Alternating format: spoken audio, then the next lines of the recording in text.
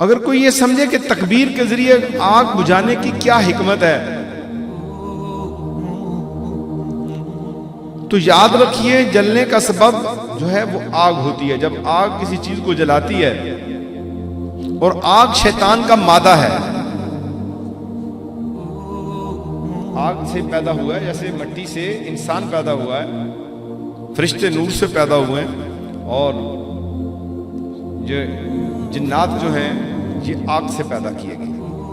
تو آگ ہے، شیطان کا مادہ آگ ہے جس سے اسے پیدا کیا گیا ہے، اور اس میں عام فساد ہے جو شیطان کے مادہ اور اس کے فعل کے مناسب ہے، اور شیطان کے لیے اس پر مدد اور اس کو نافذ کرنا اور آگ فطری طور پر بلندی اور فساد کو چاہتی ہے۔ یعنی جب آگ لگتی ہے تو آپ نے دیکھا ہوگا شعلے اوپر کی طرف جاتے ہیں، اور آگ بھی فساد برپا کرتی ہے، اور شیطان یہ بھی زمین پر جو ہے فساد کو قائم کرتا ہے۔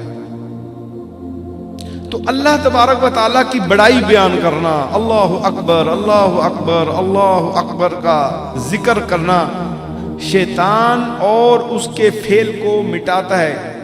اسی لیے آگ کو بجھانے میں اللہ تعالیٰ کی تکبیر کا اثر ہے۔ اللہ کا جو ذکر کر رہے ہیں اس کے ثمرات اور اس کے اثرات ہیں، کیونکہ اللہ تعالیٰ کی بڑائی کے سامنے کوئی چیز ٹھہر نہیں سکتی۔ اللہ تعالیٰ کے سامنے آگ کوئی حیثیت نہیں رکھتی۔ اللہ تعالیٰ کے سامنے شیطانی قوتیں یا شیاطین کوئی طاقت نہیں رکھتے۔ ساری دنیا کی طاقتیں جو ہے اللہ کے سامنے بالکل جو ہے وہ نامراد ہیں۔